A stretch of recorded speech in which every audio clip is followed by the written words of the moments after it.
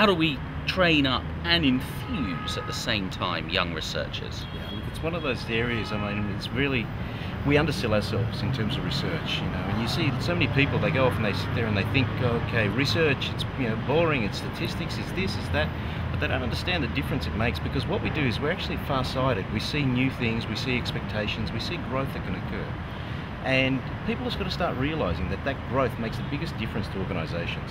It's about how they can go off and change their perspectives, how they can go off and change their views, and we have to design so many different outcomes. We have to link different parts of the organisation, we have to drive those actions, we have to make major changes.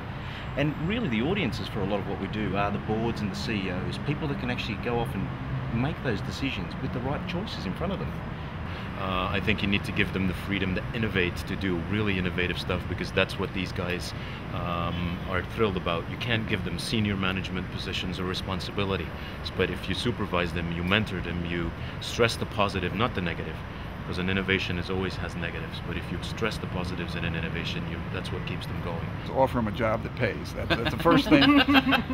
I always like to pair an older researcher with a younger researcher in the projects, so they can learn from each other, and oftentimes the experiences of the older one very much help the younger, but the younger usually are a little bit better in the technologies, the emerging technology, and that works really well. I've always found it to work very well, and that way you cross-pollinate both the younger and the older researchers. I think the basics are still very important. Learning from an older researcher, from an older coach, how to do good, valid market research, also in the traditional sense, is still, it's still key.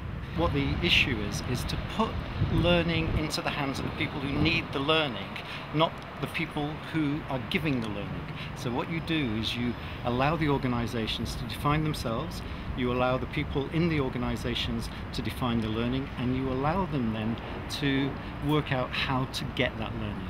Now that sounds really, really difficult. It can be a bit risky, it can be a bit edgy, but what it does is make our learning relevant.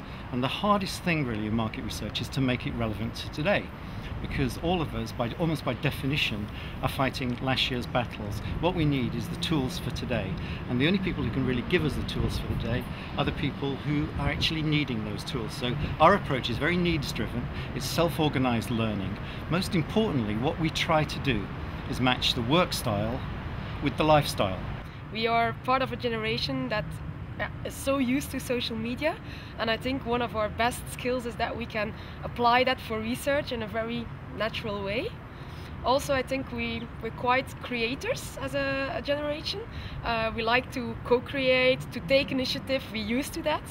You know, the way that we develop our curriculum is we actually work with the industry leaders, and they tell us, and we're constantly in touch with them. And so it's not like we're in this vacuum trying to figure out what the next needs are. Yeah. We meet quarterly and talk about what we're going to be doing this year, and then how that's going to be built on in the next year and 5 years out. I think there are lots of new opportunities with new technologies coming on board, but I think you bring the same principles that have guided research for years and just kind of figure out how you can apply them to the new environment we're working in, the new questions we're asking. And then, as Kat was saying, bring some enthusiasm to it and some fresh ideas and some creativity as well. And I think it's a mix of both. We have new tools available to us, but you know, there are certain principles of research and how you ask a question and how you answer it that I think we're still adhering to those. I think what people want is something that that offers them a future. I think that's very important.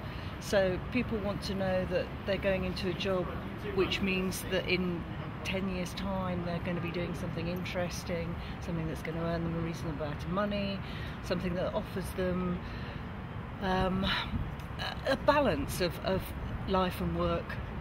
Yeah, and I think that especially if you don't work in a sort of research factory environment, I mean, naming no names, and you're working in a smaller agency like we do at Brain Juicer, then you do have these opportunities to sort of try things out a bit more and experiment a bit more, and you know, you don't need to have someone telling you very prescriptively what you're doing. And in that way, the sort of mentors that you have are really just there to guide you and give you support, rather than just sort of tell you, right, you're doing that on this day, sort of thing. And that's really good.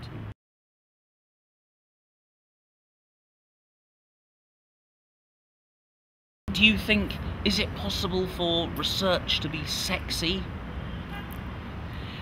sexy from a Viagra point of view is what new technology is about. But sexy from an alluring, all the time, something that you find out which is an affirmative is fantastic. But my worry is that in today's world, we are constantly looking for the next new innovation, the next new popping of a pill. And no, I don't believe in that kind of sexiness. I believe in sexiness which is there at all times. You know, where the advertising agencies have been great at being able to go off and embellish, our job is to be able to go off and now start getting people to realise the factualities around it. I think that's where we've got to make that big difference. So one more question. It's taken the television world by storm. Do you think that it's now time for there to be a Mad Men of market research? And if so, would you two be willing to star in it? I'm in. I just finished watching the first couple of episodes and I think that would be a dandy idea. I thought I was already playing the part.